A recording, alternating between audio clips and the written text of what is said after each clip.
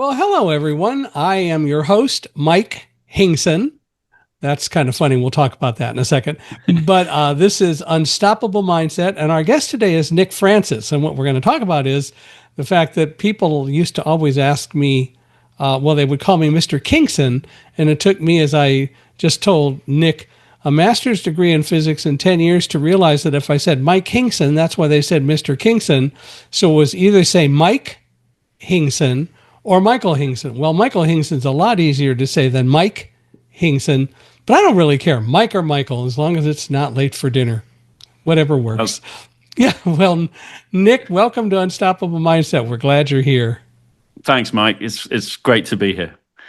So Nick is a marketing kind of guy. He's got a company called Casual that we'll hear about.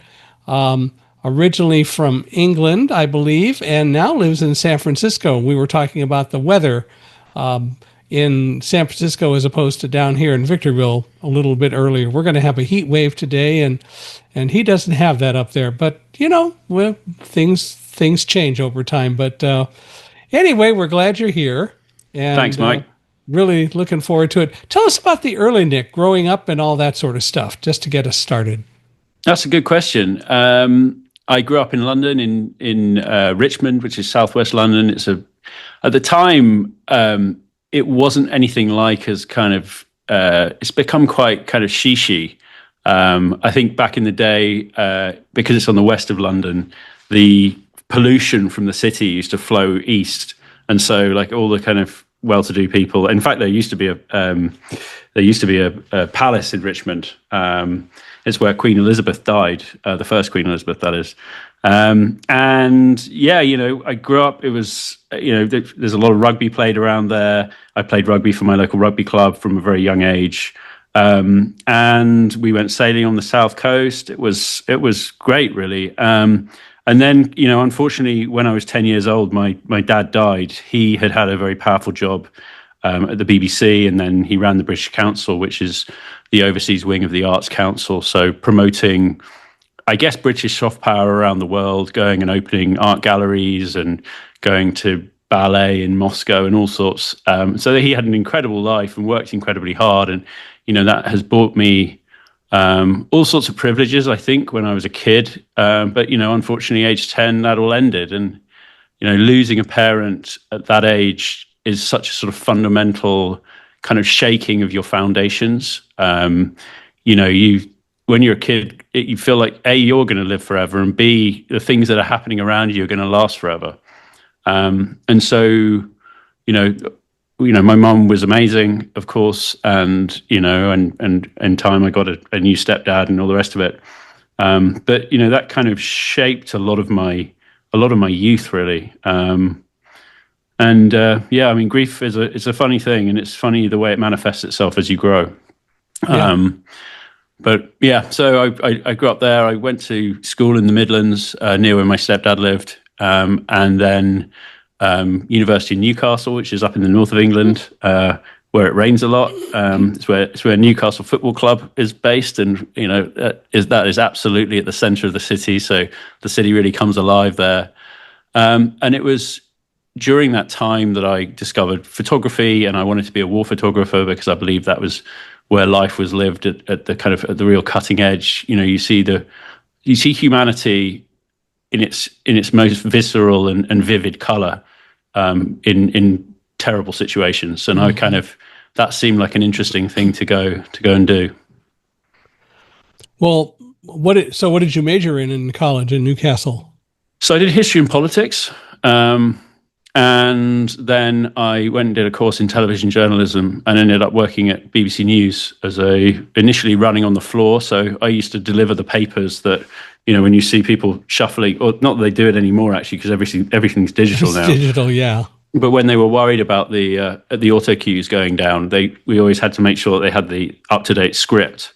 And so I would be printing it, and obviously, because it's a 3-hour news show, the script's constantly evolving, and so I was making sure they had the most up-to-date version in their hands. And I don't know if you ever spent any time around live TV, Mike, but it's an incredibly humbling experience. Like the power of it. There's sort of two or 3 million people watching these two people who are sitting 5 feet in front of me. Mm-hmm. And the sort of slightly kind of there was an element of me that just wanted to jump in front of them and kind of go, ah, and, never ever work in live TV ever again. But, anyway, I did that and ended up working as a producer, writing and developing packets that would go out on the show, producing interviews and things. And, I absolutely loved it. It was a great time. But then I left to go and set up my company.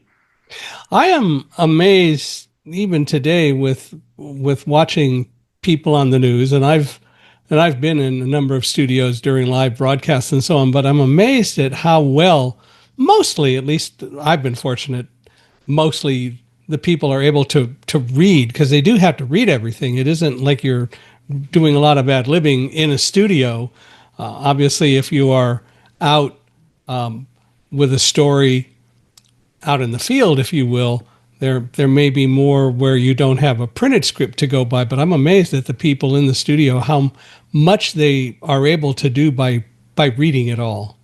Completely. The whole experience is it's awe-inspiring, really. And, when you first go into a live broadcast studio and you see the complexity and, they've got feeds coming in from all over the world, and, there's upwards of 100 people all working together to make it happen. And I remember talking to one of the directors at the time, and I was like, how on earth does this work? And he said, it's simple. Everyone has a very specific job, and that as long as you do your bit of the job when it comes in front of you, then the show will go out. He said, where it falls over is when people start worrying about whether other people are going to deliver on time, or and so if you start worrying about what other people are doing rather than just focusing on the thing you have to do, that's where it potentially falls over. Which is a great object lesson anyway, to worry about 100%. What you can control and don't worry about the rest.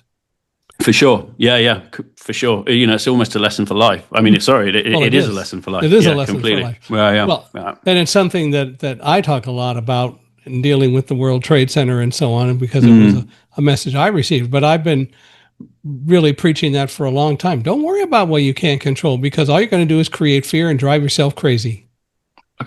Completely. What is it? Give me the strength to change the things I can. Give me the ability to let the things that I can't change slide, but and the wisdom to know the difference. I'm absolutely mangling that saying, but it's true. And I think it's so easy for us to, in this kind of modern world where everything's so immediate and we're constantly served up things that shock us, sadness, enrage us, just to be able to step back and say, actually, you know what, these are things I can't really change. I have to just let them wash over me. Yeah. And just focus on the things that you really can change. It's okay to be aware of things, but you've got to separate the things you can control from the things that you can. And we unfortunately aren't taught that. Our parents don't teach us that because they were never taught it. And it's something that just, as you say, slides by. And it's so unfortunate because it helps to create such a level of fear about so many things in our psyche and in our world that we really shouldn't have to do. Completely. Well, I think, obviously, but, we've spent hundreds, if not millions of years evolving to become humans. And then, actually being aware of things beyond our own village has only been an evolution of the last, 500-600 years. Yeah. And so we are just absolutely fundamentally not able to cope with a world of such incredible stimulus that we live in now.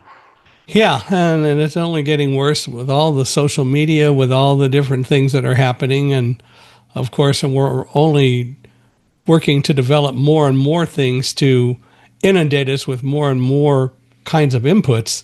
It's really unfortunate. We just don't learn to separate ourselves very easily from all of that. Yeah. Well, it's so interesting when you look at, the development of, VR headsets and, are we going to have like lenses in our eyes that kind of enable us to see computer screens while we're just walking down the road? and you look at that and you think, well, actually, just a cell phone. I mean, cell phones are going to be gone fairly soon, I would imagine. As a format, it's not something that's going to abide. But the idea that we're going to create technology that's going to take us away from being in the moment more rather than less is kind of terrifying. Because I would say already, even with the most basic technology that we have now, which is mind bending compared to where we were even 20 years ago. To think that we're only going to become more immersive is, we really, really as a species have to work out how we are going to be far better at stepping away from this stuff. And I wonder with AI and technology whether there's a real backlash coming of people who do want to just unplug. Yeah. Well, it'll be interesting to see, and I hope that people will learn to do it. I know when I started hearing about AI, and one of the first things I heard was how kids would use it to write their papers, and it was a horrible thing, and they were trying to figure out ways so that teachers could tell if something was written by AI as opposed to a student. And I almost immediately developed this opinion, no, let AI write the papers for students. But when the students turn in their paper, then take a day in your class where you have every student come up and defend their paper. See who really knows it, and what a great teaching opportunity and teaching moment to get students also to learn to do public speaking and other things a little bit more than they do. But that hasn't caught on, but I continue to preach it. I think that's really smart. I think AI exists, and I think to pretend somehow that we can work without it is it's yeah. I mean, it's like saying we're just going to go back to word processors or typewriters, which it weirdly in their own time people looked at and said, this is, these are going to completely rot our minds. In fact, I think Plato said that was very against writing because he believed it would mean no one could remember anything after that. So it's an endless evolution. But I think, we have to work out how we incorporate it into our education system for sure. Well, I remember being in college and studying physics and so on. And one of the things that we were constantly told is on tests, you can't bring calculators in. You can't use calculators in class. Well, why not? Well, because you could cheat with that. Well, the reality is that the smart physicists realized that it's all about really learning the concepts more than the numbers. And yeah, it's great to know how to do the math, but the real issue is, do you know the physics, not just the math? Completely. Yeah. And then how are the challenges that are being set such that they really test your ability to use the calculator effectively? Right. So how are you lifting the bar? And in a way, I think that's kind of what we have to do. What we have to do now. Agreed. Yeah. So you were in the news business and so on, and then, as you said, you left to start your own company. Why did you decide to do that? Well, a friend of mine and I from university had always talked about doing this rally from London to Mongolia. And you do it in an old car that you sort of look at and you go, well, that's a bit rubbish. It has to have under a 1 liter engine, so it's tiny, it's cheap. The idea is it breaks down and you have an adventure. And it was something we kind of talked about in passing and decided that would be a good thing to do. And then over time, we started sending off, we applied, and then we started sending off for visas and things. And then before we knew it, we were like, gosh, so it looks like we're actually going to do this thing. But by then, my job at the BBC was really taking off. And so I said, let's do this, but let's make a documentary of it. So long story short, we ended up making a series of diary films for Expedia, which we uploaded onto their website. It was, we were kind of pitching this around about 2005. We kind of did it in 2006. So it was kind of, nobody had really heard of YouTube. The idea of making videos to go online was kind of unheard of because, broadband was just kind of getting, it wasn't unheard of, but it was a very nascent industry. And so, we went and drove 9,000 miles over 5 weeks. We spent a week sitting in various different repair yards and kind of breakers yards in everywhere from Turkey to Siberia. And when we came back, it became clear that the internet was opening up as this incredible medium for video. And video is such a powerful way to share emotion with a dispersed audience. Not that I would have necessarily talked about it in those terms back then, but it really seemed like every web page, every piece of corporate content could have a video aspect to it. And so we came back and had a few fits and starts and did some. I mean, we made a series of hotel videos where we were paid 50 quid a day to go and film hotels, and it was hot and it was hard work. And anyway, it was rough. But over time, we started to win some more lucrative work, and really the company grew from there. We won some awards, which helped us to kind of make a bit of a name for ourselves. And there's been a real explosion in technology kind of shortly after when we did this. So digital SLRs, so old kind of SLR cameras, turned into digital cameras, which could then start to shoot video. And so there was a real explosion in high quality video produced by very small teams of people using the latest technology creatively. And that just felt like a good kind of kickoff point for our business. But we just kind of, because we got in kind of 2006, we just sort of beat a wave that kind of started with digital SLRs and then was kind of absolutely exploded when video cell phones came on the market, video smartphones. Because we had these awards and we had some kind of fairly blue chip clients from a relatively early stage, we were able to grow the company. We then expanded to the US in kind of between 2011 and 2014. And then we were working with a lot of the big tech companies in California. So it felt like we should maybe kind of really invest in that. And so I moved out here with some of our team in 2018, at the beginning of 2018. And I've been here ever since.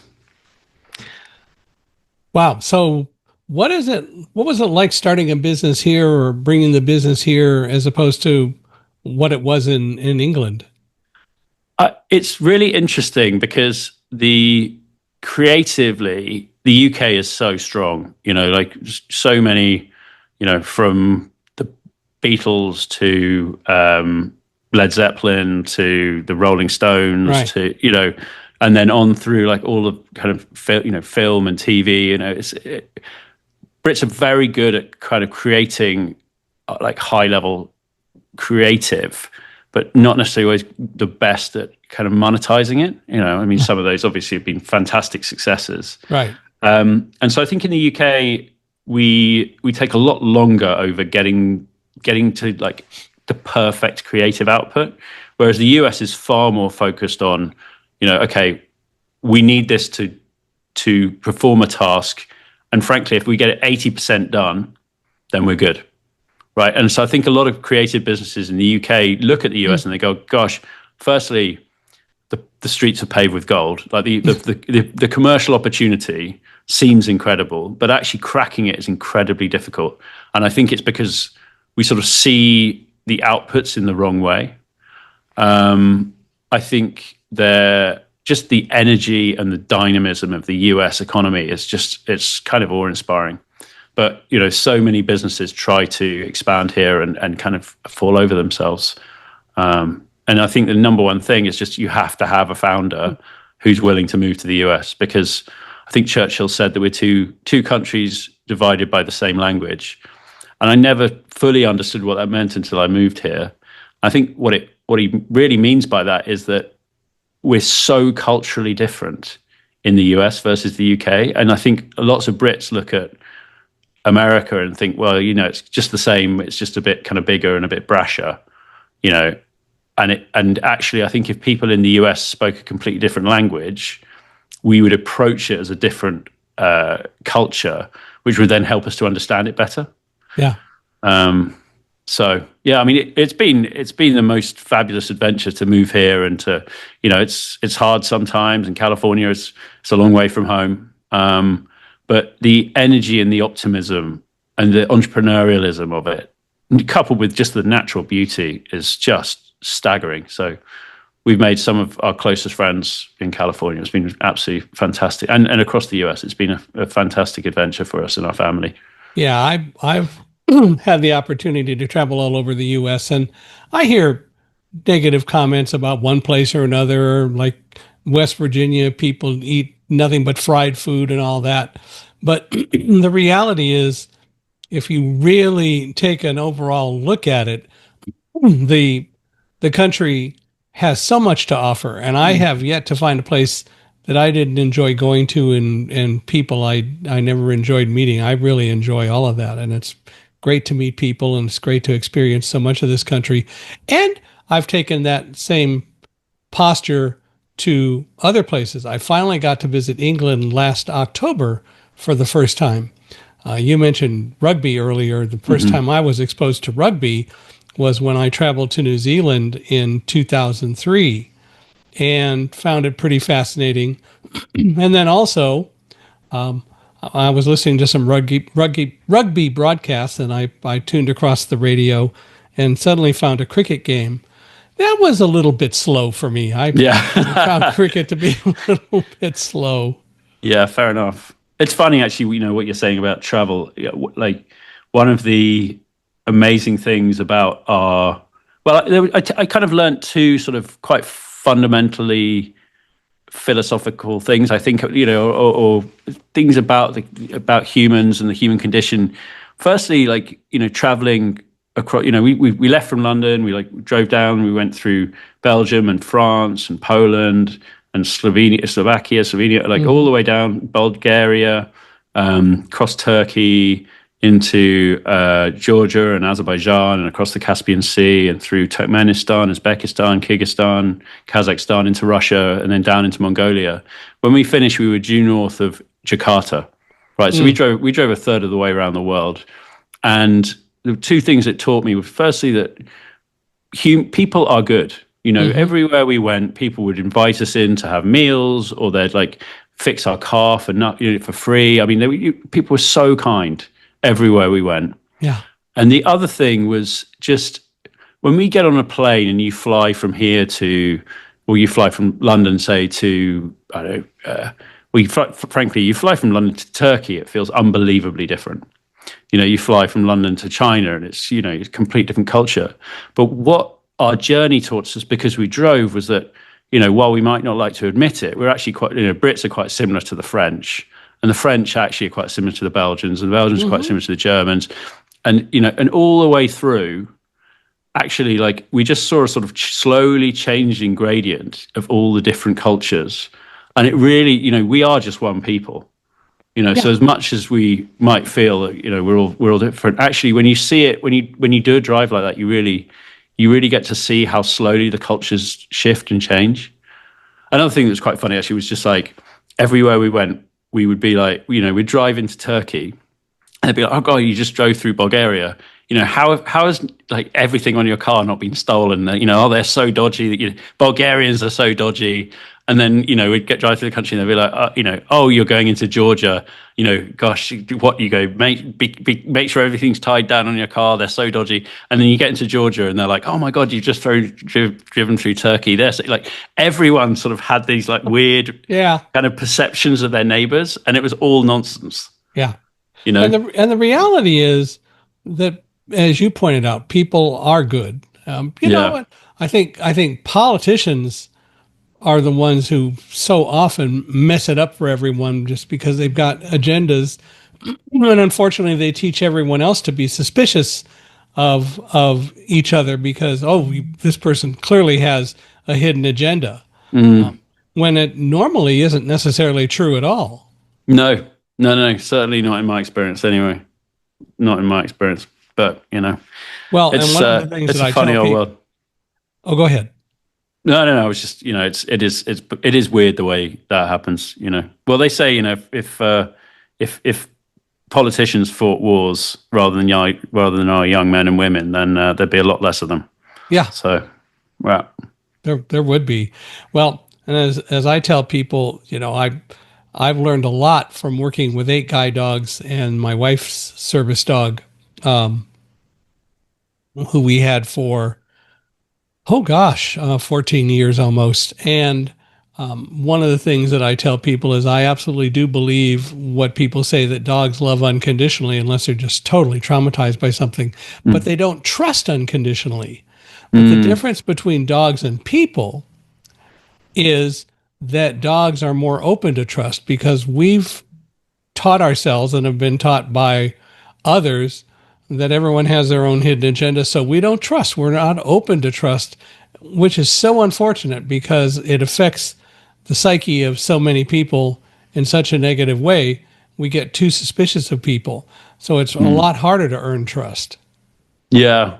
I mean, I don't know, I've been very fortunate in my life. And I kind of always try to be, open and trusting. And frankly, I think if you're open and trusting with people, in my experience, it comes back to you, and maybe kind of looking for the best in everyone, so there are times where that's not ideal, but, I think, in the overwhelming majority of cases, actually, you treat people right, and what goes around comes around. Absolutely. And I think that's so very true. There are some people who just are going to be different than that. But I think for the most part, if you show that you're open to trust, people will want to trust you as long as you're also willing to trust them. Completely. Yeah, completely. So I think that that's the big thing we have to deal with.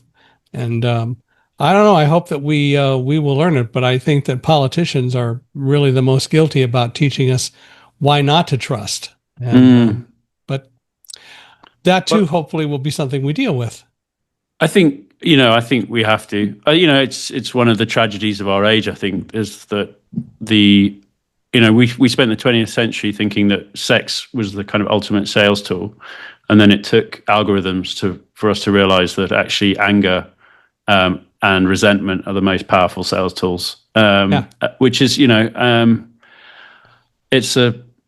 it's something which in time we will work out, right? And I think the problem is that at the minute these tech businesses are in such insane ascendancy and they're so wealthy that it's very hard to regulate them. And I think in time, what will happen is, they'll start to lose some of that luster and some of that insane scale and that power. And then, then regulation will come in. But, whether or not, we'll see. Maybe, hopefully our civilization will still be around to see that. Yeah, well, there is that.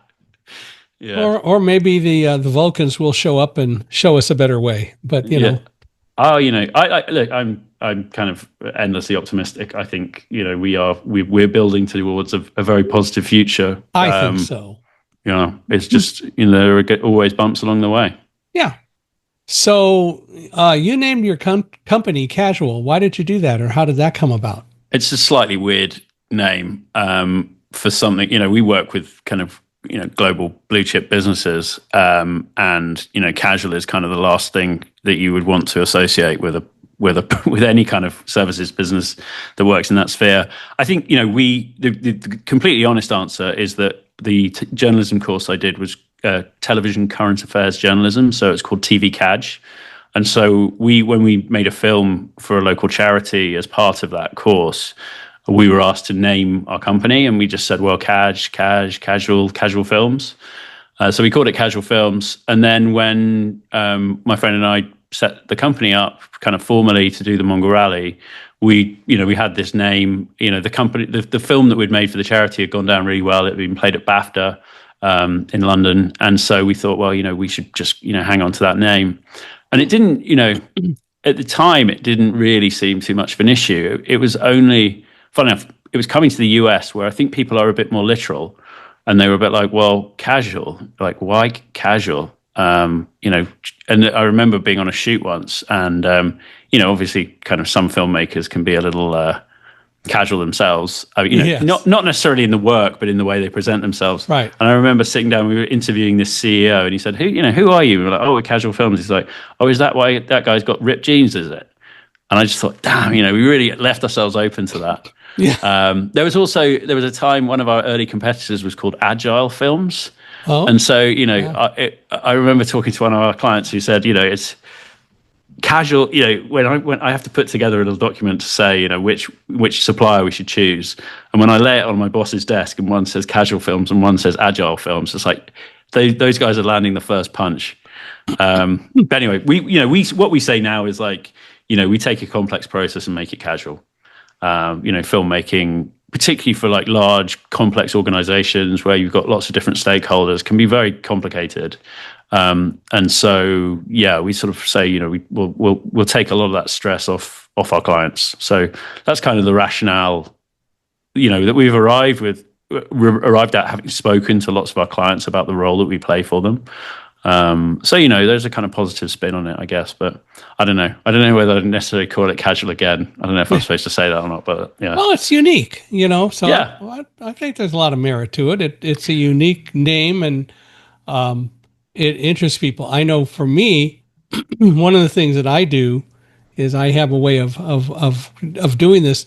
I put all of my business cards in Braille, so the printed business cards have Braille on them. Right. It's the same thing. It's unique. Completely. And you know what? Look, your name is an empty box that you fill with your identity, they say, right? And casual is actually, it's something we've grown into, and we've been going for nearly 20 years. In fact, funny enough, the end of this year is the 20th anniversary of that first film we made for the charity, and then next summer will be our 20th anniversary, which is it's both been incredibly short and incredibly long. I think like any kind of experience in life, and it's been some of the hardest kind of times of my entire life, and some of the best as well. So, it is what it is. But casual is who we are, right? I would never change. I'd never change it now. No, of course not. Yeah. So is the actual name Casual Films or just Casual? So it was Casual Films, but then everyone calls us Casual anyway. And I think like as an organization, we probably need to be a bit more agnostic about the outcome. Well, the reason I asked in part was, is there really any filming going on anymore? Well, that's a very good question. Like, have we actually ever made a celluloid film? And I think the answer is probably no. Back in the day, we used to make like Super 8 films, which were films. I think, video, ultimately, if you're going to be really pedantic about it, it's like, well, video is a digital delivery. And so basically every film we make is a video. Yeah. But there is a certain cachet to the, because our films are loved and crafted, for good or ill, I think to call them, they are films because of the care that's put into them. But it's not celluloid. It's not celluloid. No, that's okay. No. Yeah. Well, and I know that, like with vinyl records, there is a lot of work being done to preserve and capture what's on celluloid film, and so there's a lot of work, I'm sure, that's being done to digitize a lot of the old films. And when you do that, then you can also go back and remaster, and hopefully, in a positive way, and I'm not sure if that always happens, but in a positive way, enhance them. Completely. And it's it's interesting talking about like people wanting to step back. Obviously vinyl is having having a moment right now. In fact, I just bought a new stylus for my record player yesterday. It sounded incredible, and the joy this gave me, the sound quality of this new stylus, it's fantastic. Beyond that, running a company, we're in 9 offices all over the world. We produce nearly 1,000 projects a year. So, it's a company. It's an incredibly complicated company. It's a very fun and exciting company. I love the fact that we make these beautifully creative films. But it's a bit. I wouldn't say it's like, I don't know. You don't get many MBAs coming out of business school saying, "Hey, I want to set up a video production company." But it's been wonderful. But it's also been stressful. And so, I've always been interested in pottery and ceramics and making stuff with my hands. When I was a kid, I used to make jewelry, and I used to go and sell it in nightclubs, which is kind of weird. But it paid for my beers. And then whatever works. I say kid. I was 18. I was of age, but of age in the UK anyway. But now over the last few 18 months or so, I've started doing my own ceramics. So I make vases and pictures and kind of all sorts of stuff out of clay. And it's just to unplug and just to go and make things with mud with your hands is just the most unbelievably kind of grounding experience. Yeah, I hear you. Yeah. One of the things that I like to do is, and I don't get to do it as much as I would like, but I am involved with organizations like the Radio Enthusiasts of Puget Sound, which every year does recreations of old radio shows. And so we get the scripts. We have several blind people who are involved in it. We actually go off and recreate some of the old shows, which is really a lot of fun. I bet. Yeah. Yeah. Sort of, that connection to the past is it's great. Radio is amazing. Anyway, what we have to do is to train some of the people who have not had exposure to old radio. We need to train them as to how to really use their voices to convey, like the people who performed in radio, whatever they're doing, because too many people don't really necessarily know how to do that well. And it is something that we're going to work on, trying to find ways to get people really trained. And one of the ways, of course, is you got to listen to the old shows. So one of the things we're getting more and more people to do when we do recreations is to go back and listen to the original show. Well, they say, well, but that's just the way they did it. That's not necessarily the way it should be done. And the response is, no, that's not really true. The way they did it sounded natural, and the way you are doing it doesn't. And there's a reality that you need to really learn how to use your voice to convey well. And the only way to do it is to listen to the experts who did it. Yeah. Well, it's amazing. When the BBC was founded, all the newsreaders and anyone who appeared on the radio to present or perform had to wear like black tie, like a tuxedo, because it was they're broadcasting to the nation, so they had to they had to be dressed appropriately, right? Which is kind of amazing, and it's interesting how when you change your dress, when you change the way you're sitting, it does completely change the way that you project yourself. Yeah, it makes sense. Yeah. Well, and I always enjoyed some of the old BBC radio shows, like the Goon Show, and completely. Some of those are so much fun. Oh, great! Yeah, I don't think they were wearing tuxedos. I doubt it. No, they would have been embarrassed. Yeah, right. Can you imagine Peter Sellers in a tux? It just isn't going to happen. No, right.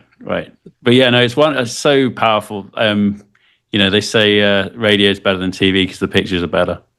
I agree. Yeah, well, I'm sure. Yeah. Well, I don't think this is quite the way he said it, but Fred Allen, the old radio comedian, once said they call television the new medium because that's as good as it's ever going to get. Yeah, right. Yeah. I think there's truth to it, whether that's exactly the way he said it or not. There's truth to that. Yeah. But there's also a lot of good stuff on TV, so it's okay. Well, it's so interesting because, when you look at it's never been more easy to create your own content. Yeah. Right? And so, and like in a way, TV, is not wrong in that because it suddenly opened up this huge medium for people just to create. And I think like so many people create without thinking, and certainly in our kind of in the world that we're living in now with AI production making production so much more accessible, actually taking the time as a human being just to really think about who are the audience, what are the things that are going to kind of resonate with them. Actually, I think one of the risks with AI and not just AI, but just all like production being so accessible is that you can kind of shoot first and kind of think about it afterwards. And, and that's never good. That's always going to be medium. It's medium at best, frankly. Yeah. So yeah, to create really great stuff takes time. Yeah, you got to think about it. Yeah, for sure. Yeah.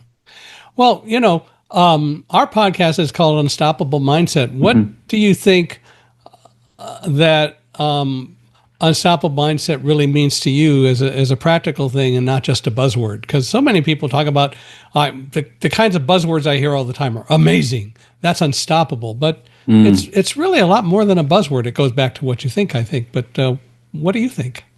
I think it's something that it's buried deep inside you. I'd say the simple answer is just resilience.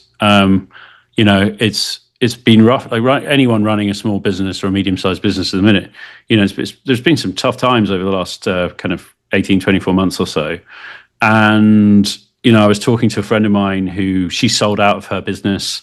And she's like, how are things? I was like, it's tough. We're getting through it. We're changing a lot of things. We're definitely making the business better, but it's hard. And she's like, listen, when 3 years before I sold my company, I was at rock bottom.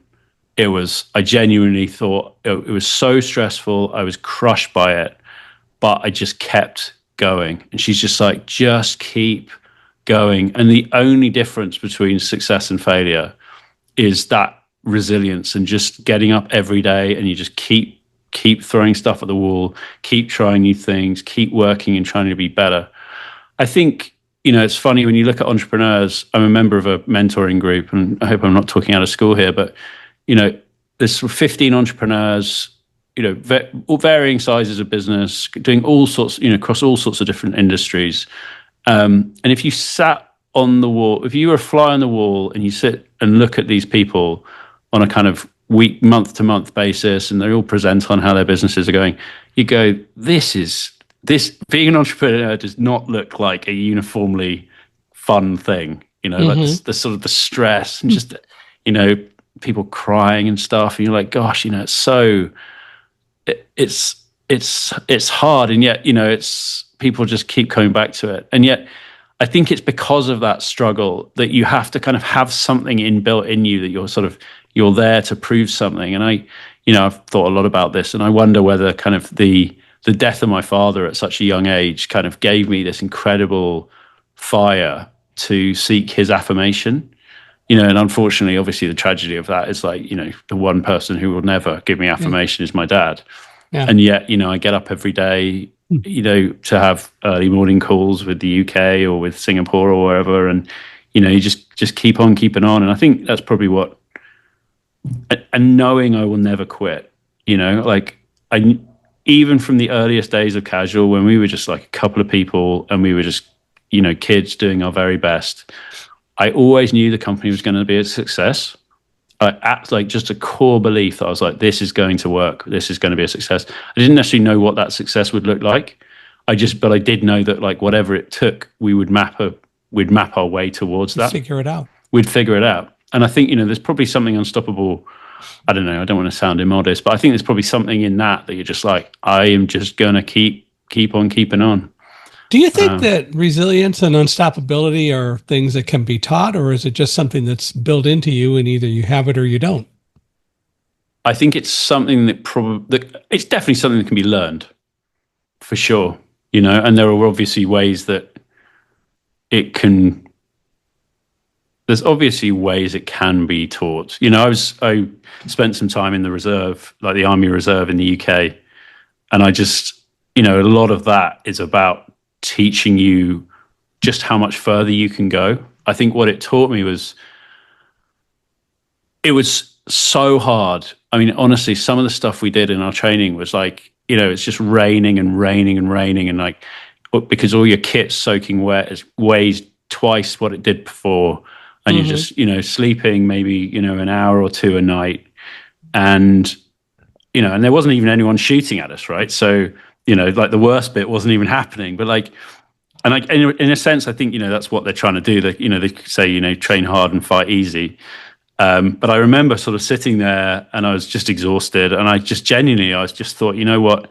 If they tell me to go now, I can't do it. Can't do it. And then they're like, right, lads, put your packs on, let's go. And you just put your pack on and off you go. Like this sort of, the idea of not like, I was never going to quit, just never ever, and like if I physically, like literally my physical being couldn't stand up, that would have been, if I was kind of like literally incapacitated. And I think what that taught me actually was that, you have what you believe you can do. Like you have your sort of physical envelope, but like that is only a third or a quarter of what you can actually achieve.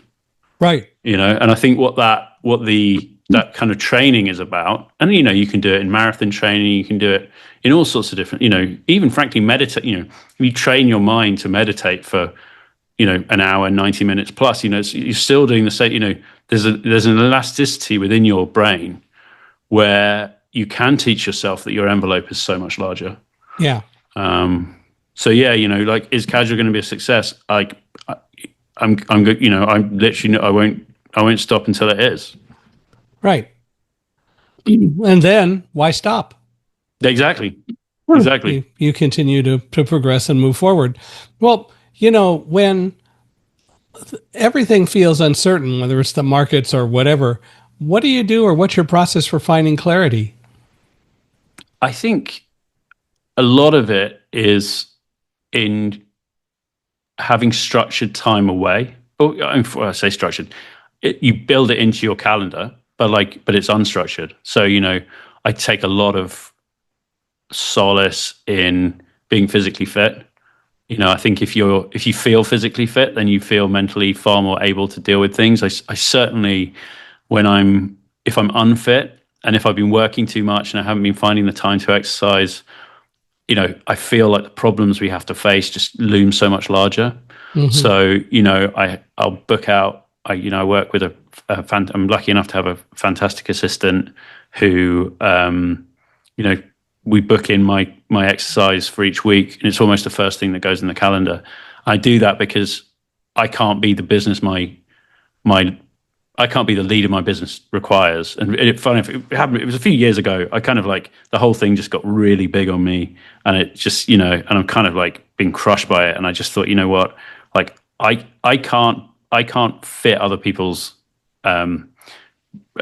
face mask without my face mask being fitted first. Like, right. In order to be the business I keep saying that. In order to be the leader my business requires, I have to be physically fit. So I have to look after myself first. And so consequently, like, your exercise shouldn't be something that just gets squeezed in when you have time, because, if you've got family and, other things happening, like, it just will be squeezed out. So anyway, that goes in first. I'll go for a bike ride on a Friday afternoon. I'll often listen to a business book and just kind of process things. And it's amazing how often, I'll just go for a run, and like these things that have been kind of nagging away in the back of my mind, just suddenly I find clarity in them. So I try to exercise like 5 times a week. I mean, that's obviously more than most people can manage, but that really helps. And then kind of things like the ceramics is very useful. And then I'm lucky. I think it's also just so important just to appreciate the things that you already have. I think one of the most important lessons I learned last year was this idea that here is the only there. Yeah. Everyone's working towards this kind of like big, it's like, when I get to there, then everything's going to be okay, and actually, if you think about like, I don't know, what did you want to achieve when you left college? Like, what was the salary band that you wanted to achieve, right? A lot of people, by the time you hit 40, 50, you've blown way through that, right? And yet you're still chasing the receding summit. Yeah. And so actually, like, wherever we're trying to head to, we're already there. Because once you get there, there's going to be another there that you're trying to head to, right? So, it's just taking a moment to be like, God, I'm so lucky to have what I have, and we're living in the good old days, like right now, right? Yeah. And the reality is that we're doing the same things and having the same discussions to a large degree that people did 50, 100, 200 years ago. As you pointed out earlier, the fact is that we're just having the same discussions about whether this works or whether that works or anything else, but it's all the same. Right. And you kind of think, if I just like, if we just open up these new offices, or if we can just, I think like, look, if I'd looked at casual when we started it as it is now, I would have just been like, my mind would have exploded. Yeah. Right. If you look at what we achieved, and yet I kind of, it's quite hard sometimes to look at it and just be like, oh yeah, but we're only just starting. Like there's so much more to go. I can see so much further work that we need, so many more things that we need to do, so many more things that we could do. And actually, they say, I'm lucky enough to have two healthy, wonderful little girls. And, I think a lot of breadwinners look at love being provision, and the idea that, you have to be there to provide for them. And actually the truest form of love is presence, right? And just being there for them, and like, not being distracted, and Right. kind of putting things aside, like, not jumping on your emails or your Slack messages or whatever first thing in the morning, and I'm guilty. Like I'm not one of these people who have this kind of crazy kind of morning routine where, like, I'm incredibly disciplined about that because, and I should be more, but like, this stuff, one of the things about having a 24-hour business with people working all over the world is there's always things that I need to respond to. There's always kind of interesting things happening. And so just like making sure that I catch myself every so often to be like, I'm just going to be here now, and I'm going to be with them, and I'm going to listen to what they're saying, and I'm going to respond appropriately, and, I'm going to play a game with them or whatever. That's true love, Well, there's a lot of merit to the whole concept of unplugging and taking time and living in the moment. Like, one of the things that we talk about in my book, Live Like a Guide Dog, that we published last year, and it's all about lessons I've learned about leadership and teamwork and preparedness from 8 guide dogs and my wife's service dog. One of the things that I learned along the way is the whole concept of living in the moment. When I was in the World Trade Center with my 5th guide dog, Roselle, we got home and I was going to take her outside to go visit the bathroom. But as soon as I took the harness off, she shot off, grabbed her favorite tugboat, and started playing tug of war with my retired guide dog. And I asked the veterinarians about it the next day, the people at Guide Dogs for the Blind, and they said, well, did anything threaten her? And I said, no. And they said, there's your answer. The reality is dogs live in the moment. When it was over, it was over. And what a lesson to learn. I mean, amazing. Absolutely amazing. You must have taken a lot of strength from that. Oh, I think it was great. I can look back at my life and look at so many things that have happened, things that I did. I never thought that I would become a public speaker, but I learned in so many ways the art of speaking and being relaxed at speaking in a public setting, that when suddenly I was confronted with the opportunity to do it, it just seemed like the natural thing to do. Yeah. It's funny because I think, isn't public speaking the number one fear? It's the most feared thing for the most people. And the reality is, going back to something that we talked about before, the reality is audiences want you to succeed, unless you're a jerk and you project that. Audiences want to hear what you have to say. They want you to be successful. There's really nothing to be afraid of. But you're right. It is the number one fear. And I've never understood that. I mean, I guess I can intellectually understand it, but internally I don't.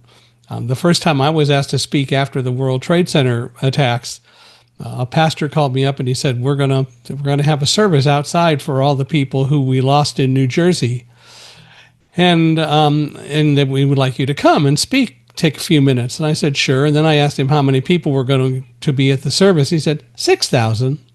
That was my first speech. Yeah. Wow. But it didn't bother me, No, I bet. You do the best you can and you try to improve and so on. But it is true that so many people fear public speaking, and there's no reason to. What did that whole experience teach you? Well, one of the things it taught me was don't worry about the things that you can't control. It also taught me that in reality, any of us can be confronted with unexpected things at any time. And the question is, how well do we prepare to deal with it? So for me, for example, and it took me years after September 11th to recognize this, but one of the things that happened when the building was hit, and neither I nor anyone on my side of the building really knew what happened. People say all the time, well, you didn't know because you couldn't see it. Well, excuse me, it hit 18 floors above us on the other side of the building, and the last time I checked, X-ray vision was fictitious, so nobody knew. Yeah. But did the building shake? Oh, it tipped, because tall buildings like that are flexible. And if you go to any tall building, in reality, they're made to buffet in windstorms and so on. And in fact, they're made to possibly be struck by an airplane, although no one ever expected that somebody would deliberately take a fully loaded jet aircraft and crash it into a tower, because it wasn't the plane hitting the tower as such that destroyed it, both of them. It was the exploding jet fuel that destroyed so much more infrastructure that caused the buildings to collapse. But in reality, for me, I had done a lot of preparation ahead of time, not even thinking that there would be an emergency, but thinking about, I need to really know all I can about the building because I've got to be the leader of my office, and I should know all of that. I should know what to do in an emergency. I should know how to take people to lunch and where to go and all that. And by learning all of that, as I learned many and discovered many years later, it created a mindset that kicked in when the World Trade Center was struck. And in fact, we didn't know until after both towers had collapsed, and I called my wife. I talked with her just before we evacuated, and the media hadn't even gotten the story yet, but I never got a chance to talk with her until after both buildings had collapsed, and then I was able to get through. And she's the first one that told us how the two buildings had been hit by hijacked aircraft. But the mindset had kicked in that said, you know what to do. Do it. And again, I didn't even really think about that until much later. But that's something that is a lesson we all could learn. We shouldn't rely on just watching signs to know what to do, where to go in an emergency. We should really know it, because the knowledge, rather than just having information, the true intellectual knowledge that we internalize makes such a big difference. Do you think it was the fact that you were blind that made you so much more keen to know the way out, that really helped you to understand that at the time? Well, what I think is being blind and growing up in an environment where so many things could be unexpected for me, it was important to know. So, for example, when I would go somewhere to meet a customer, I would spend time ahead of time learning how to get around, learning how to get to where they were, and learning what the process was, because we didn't have Google Maps and we didn't have all the intellectual and technological things that we have today. Well, intellectual we did, but the technology we didn't have. So today it's easier, but still I want to know what to do.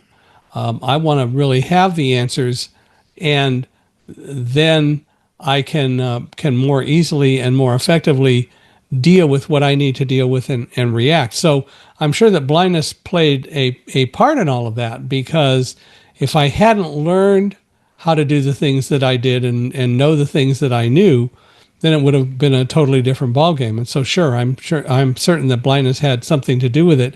But I also know that the fact is, what I learned is the same kinds of things that everyone should learn. And we shouldn't rely on just the signs, because what if the building were full of smoke? Then what would you do? Right. And I've had examples of that since. I was at a safety council meeting once where there was somebody from an electric company in Missouri who said, we've wondered for years, what do we do if there's a fire in the generator room in the basement, in the generator room? How do people get out? And he and I actually worked on it, and they developed a way where people could have a path that they could follow with their feet to get them out. But the reality is that what people first need to learn is eyesight's not the only game in town. Yeah, right. And it's so important to really learn that. But people don't, and we take too many things for granted, which is really so unfortunate, because we really should do a little bit better than we do about making sure that we prepare for not just emergencies, but just for life in general. Yeah, for sure. And not take it for granted. And not take it for granted, absolutely. Yeah. Oh, well, thank God that all worked out. Well, I'm very happy that it did as well. Yeah. Well, I'm sure your wife is too. Well, she was. Well, I'm sure she is wherever she is. She passed away in 2022. We were married 40 years. And as I tell people, she's monitoring me from somewhere. And if I misbehave, I'll hear about it. So I've been working at being a good kid. I'm sure. I'm sorry, Mike. Sorry to hear that. Well, I appreciate that. She was in a wheelchair her whole life, and the body just slowed down, and things happen. Yeah. And so it was sad. I miss her, but I also know that what I don't do is move on from her, but I will move forward from her. The Hmm. difference being when I move forward, I'm still going to keep her in mind. And I learned a lot from her. I hope she learned some things from me. And so it's important that we just move forward and use all the lessons we learned to continue to function and live. Amen. Yeah, for sure. Well, we've been doing this an hour, and I don't want to keep you anymore, but I don't know. We may have to do another one of these because I have lots more questions, and I'm sure you have more you want to contribute. But for now, I better let you go so that you can do whatever you're going to do here on a Wednesday and do whatever happens. Absolutely. Yeah. Onwards and upwards. Well, But listen, I Mike, it's been but I great to want chat to. to you. It has. I want to thank you, and I want to thank all of you for being out there and being with us today. If you'd like to, Nick, if people want to reach out to you, how do they do that? You can find me on LinkedIn. I'm Nick Francis Film. I share everything that I learn about running a company and creativity and brand storytelling and just life really on my newsletter, which you can access through my LinkedIn page, Nick Francis Film. It's called Beyond Casual, the newsletter. And so yeah, check it out. Cool. Well, thank you all for being here. And I hope that if you like the show, you'll let us know. Please email me at michaelhi@accessibe.com. And wherever you're listening, give us a 5-star rating. We really value your reviews, especially when they're the good ones, but we want to hear whatever you have to say. And if any of you have ideas of other people who ought to be guests, Nick, including you, we are always looking for more people to come on. So feel free to introduce us and we'll get them on as well, because I think everyone has stories to tell, and we need to get people to recognize that we underrate ourselves way too much. And, or to put it the other way, we're more unstoppable than we think we are. So would love to hear from you, and we'd love you to keep in touch. But Nick, once again, thank you very much for being here. This has been wonderful. Absolute pleasure, Mike. Really, really enjoyed it. Thank you so much.